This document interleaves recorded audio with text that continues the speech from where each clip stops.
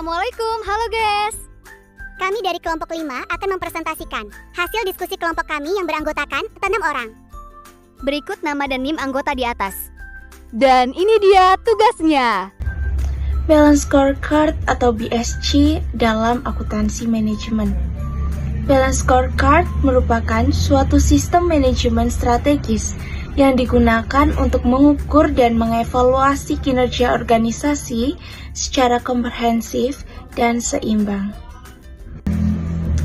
Selanjutnya pada bab 1 kita akan membahas mengenai konsep Balance Scorecard. Balance Scorecard pada dasarnya merupakan suatu konsep yang digunakan untuk membantu perusahaan dalam mengukur dan mengevaluasi kinerja secara strategis. Selanjutnya kita masuk ke pembahasan mengenai apa itu Balance Scorecard.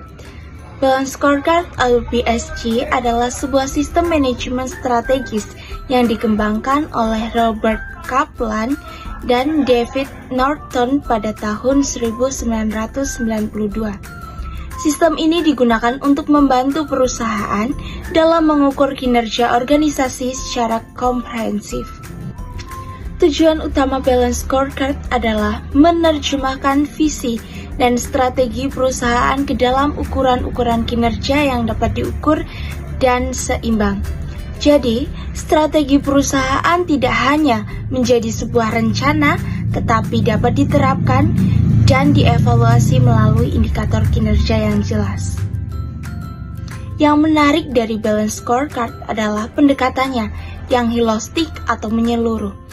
Artinya, perusahaan tidak hanya melihat keberhasilan dari sisi keuangan seperti laba atau pendapatan, tetapi juga memperhatikan aspek non-keuangan yang penting bagi keberlangsungan perusahaan.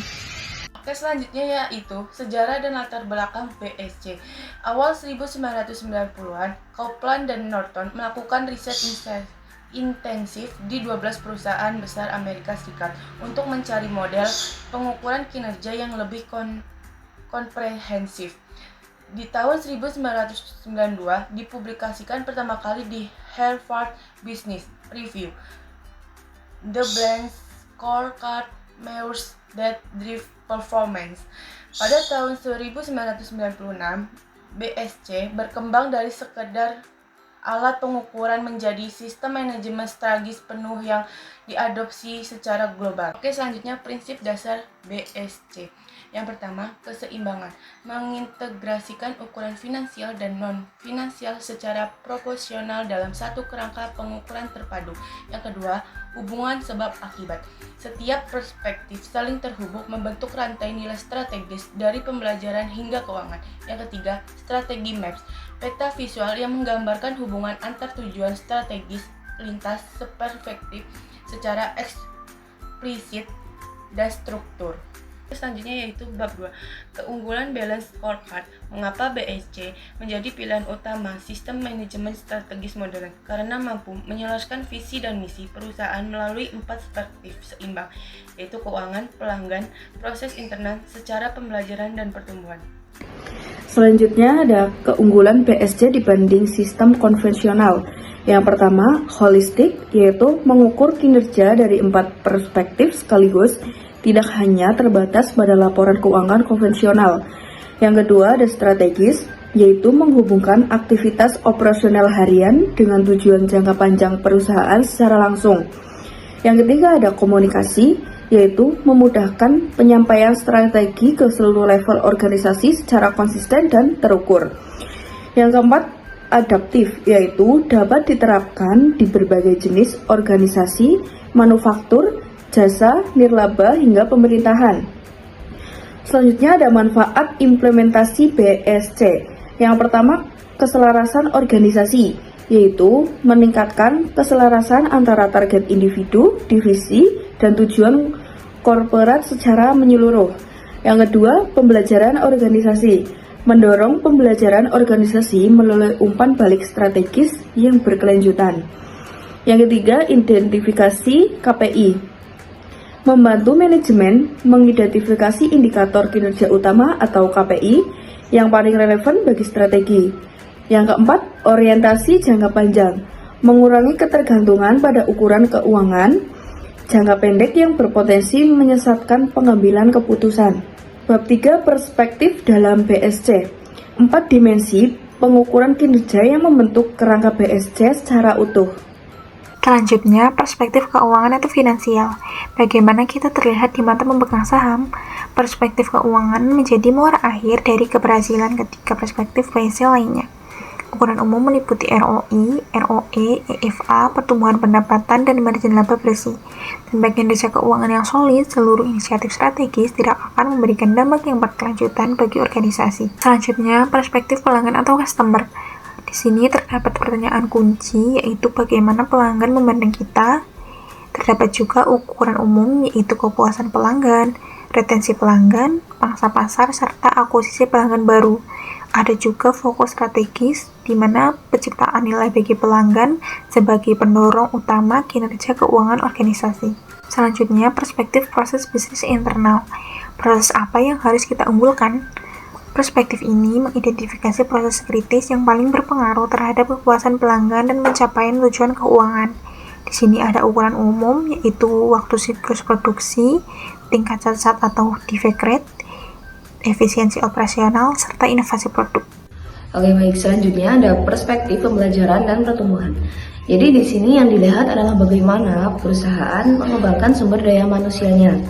Ada kepuasan dan retensi karyawan, produktivitas SDM, serta investasi pelatihan.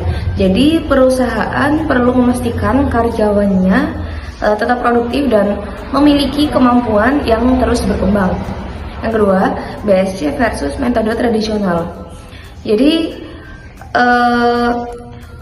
perbedaan antara BSC dan juga metode tradisional yaitu jikalau metode tradisional lebih fokus pada hasil keuangan, laba, dan ROI, sedangkan BSC lebih luas karena selain keuangan juga melihat pelanggan, proses bisnis, serta pembelajaran dan pertumbuhan. Yang ketiga, keterbatasan metode tradisional. Jadi metode tradisional memiliki beberapa keterbatasan. Yang pertama, lebih melihat data masa lalu. Kedua, kurang memperhatikan hal-hal seperti kemampuan karyawan dan loyalitas pelanggan. Ketiga, bisa membuat perusahaan terlalu fokus pada hasil jangka pendek. Perbandingan BSC dengan metode tradisional, aspek pertama yaitu fokus pengukuran. Metode tradisional keuangan saja, balance scorecard, keuangan dan non-keuangan. Aspek kedua, orientasi waktu.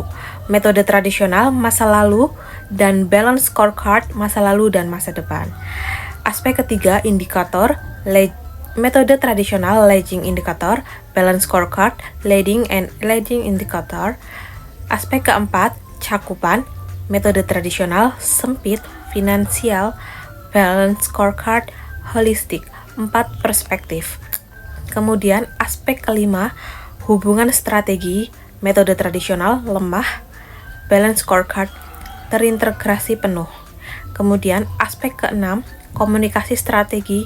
Metode tradisional terbatas, balance scorecard menyeluruh dan ke semua level. Contoh kasus perhitungan BSC. Studi kasus ilustratif PT Maju Bersama menerapkan BSC pada perusahaan manufaktur elektronik. Profil perusahaan PT Maju Bersama. Yang pertama, latar belakang. Perusahaan manufaktur produk elektronik rumah tangga berdiri sejak tahun 2010. Visi, menjadi produsen elektronik terpercaya di Asia Tenggara pada tahun 2030. Kemudian, tantangan utamanya yaitu penurunan margin laba sebesar 8% dalam 2 tahun terakhir. Kepuasan pelanggan turun 15% secara signifikan.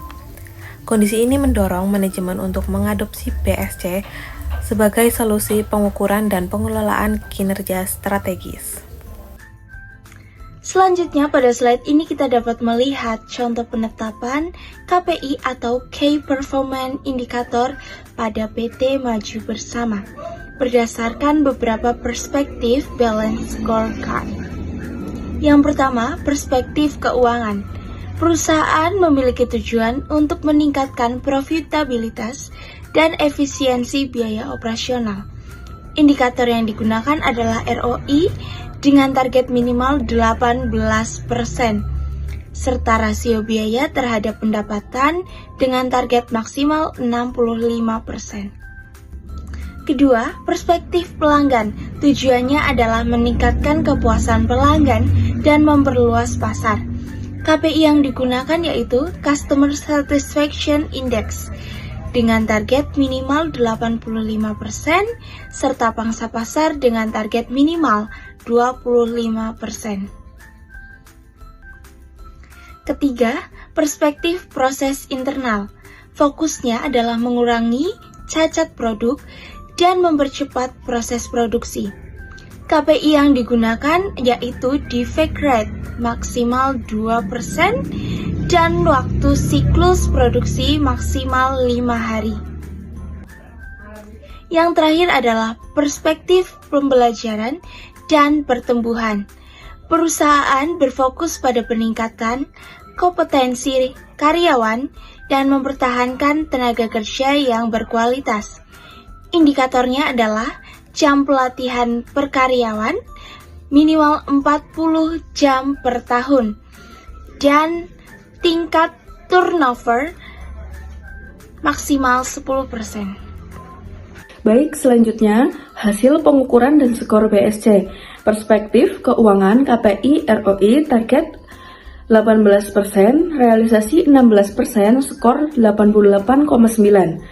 Yang kedua, keuangan KPI rasio biaya atau pendapatan kurang dari 65%, realisasi 68%, skornya 95,6. Yang ketiga, pelanggan KPI Customer Satisfaction Index targetnya 85%, realisasi 82%, skornya 96,5.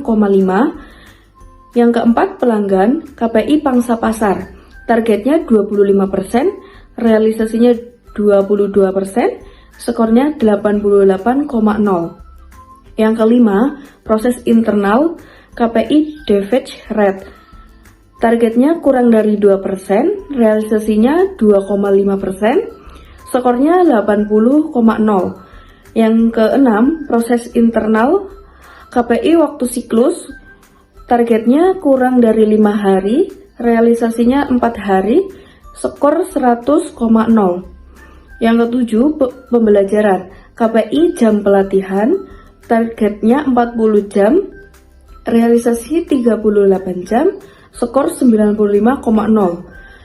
Yang terakhir, pembelajaran KPI tingkat turnover targetnya kurang dari 10%, realisasi 9%, skor 100,0. Keempat, interpretasi dan rekomendasi strategis. Dari hasil pengukuran ada beberapa bagian yang sudah baik, seperti waktu siklus produksi dan retensi karyawan yang sudah mencapai target. Tapi masih ada yang perlu diperbaiki, yaitu defect rate dan ROI yang masih di bawah target. Jadi perusahaan perlu meningkatkan quality control dan melakukan efisiensi biaya. Jadi BSC membantu perusahaan melihat kerja lebih menyeluruh, bukan hanya dari hasil keuangan, tetapi juga dari proses pelanggan dan juga sumber daya manusia. Terima kasih.